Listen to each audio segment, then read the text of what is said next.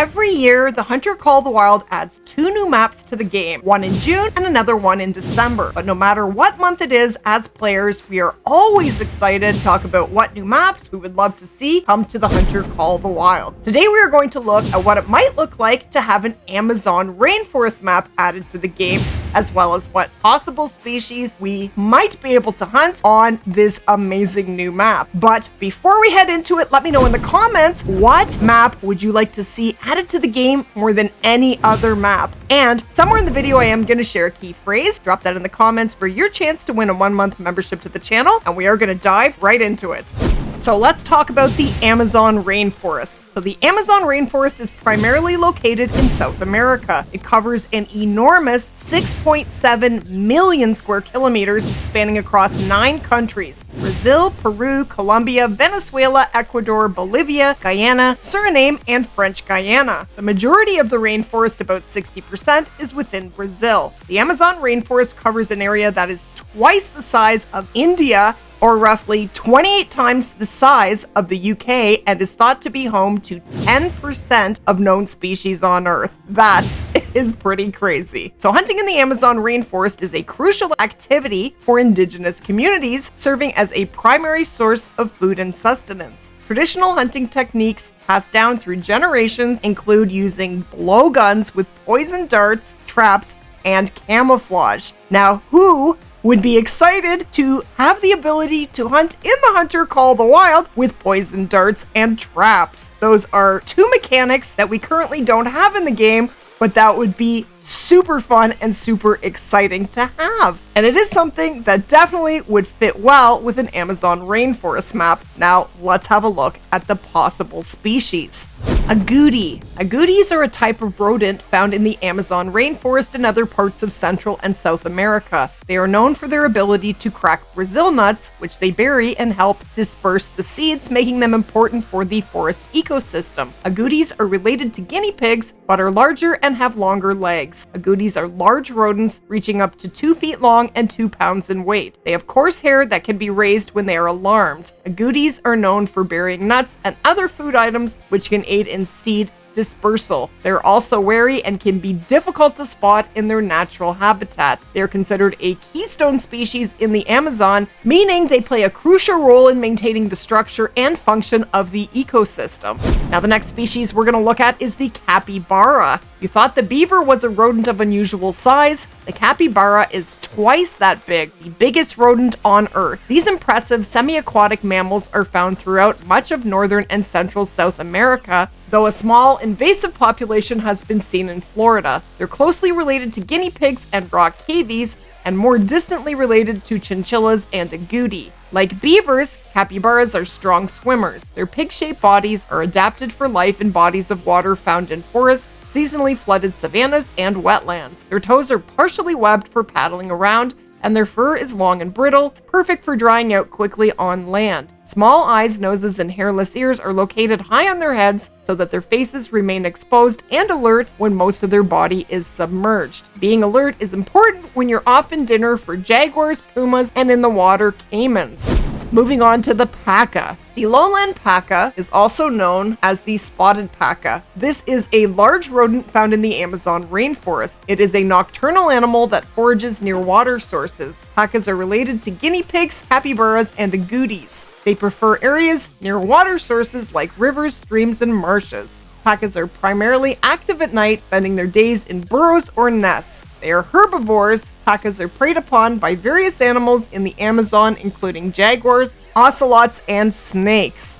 Moving on to the white-lipped peccary. The white-lipped peccary mainly feeds on fruits and palm nuts. They're much more active during the day than at night, roaming the jungle for food. These peccaries travel long distances, covering wide areas of the forest in big herds comprised of 50 to 500 individuals, sometimes more when groups come together. They can live for over a decade and give birth to 2 baby peccaries at a time. They eat everything they can find: lizards, snakes, insects, other invertebrates, and fruit. These hog-like mammals are classified as vulnerable on the IUCN Red List. These poor peccaries have been hunted by humans for generations, and as their habitat shrinks, their fate is uncertain. Now, we do have many vulnerable species in the game already, We've seen how they handled it in Sundar Patan with having fewer tigers and snow leopards, so it is definitely something that is possible on other maps.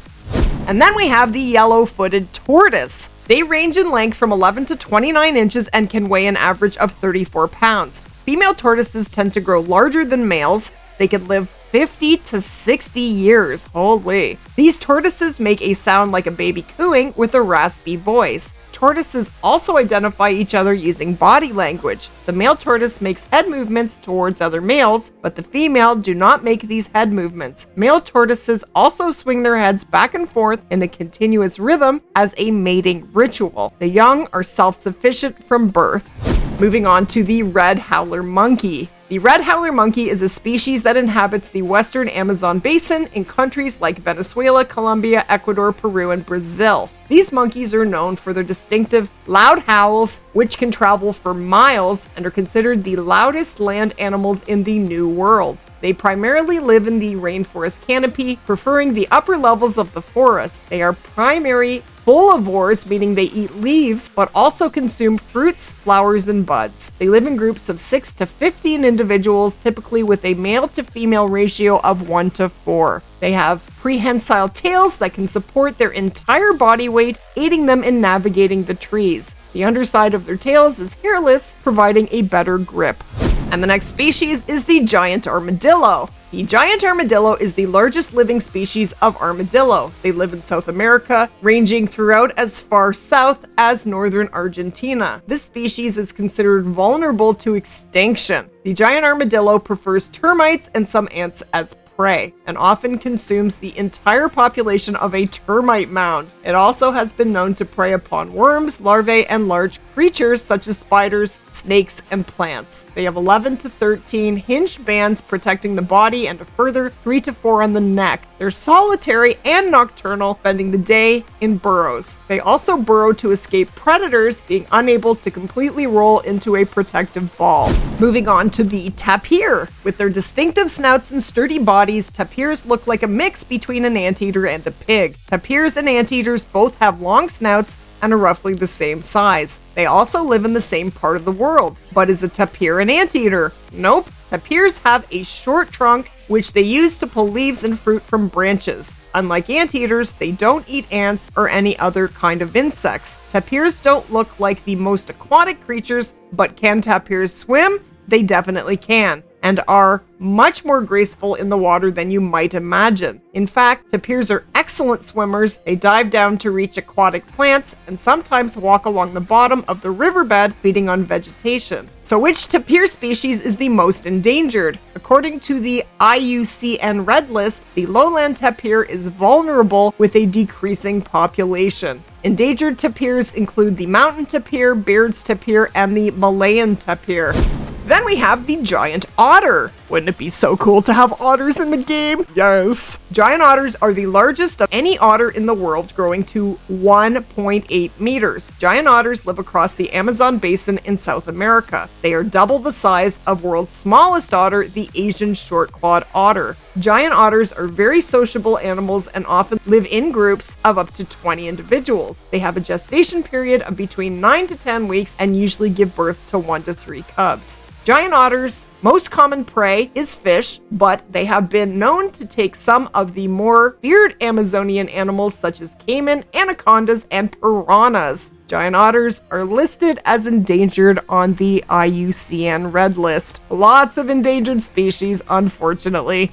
Now, this one is definitely one of the more popular species and would definitely have to be on an Amazon rainforest map if we were to get one. That is none other than the caiman. The common or spectacled caiman looks more like the American crocodile than the American alligator. Its color is similar to the crocodiles, but with a shorter, more rounded snout. Caimans are native to Central and South America, and their distribution in Florida will probably remain confined to South Florida because they cannot tolerate cold temperatures. Caimans, like all other members of the order Crocodilia, are amphibious carnivores. They live along the edges of the river and other bodies of water, and they reproduce by means of hard-shelled eggs laid in nests built and guarded by the female. Caimans are strong swimmers and feed on fish, birds, insects, and other animals.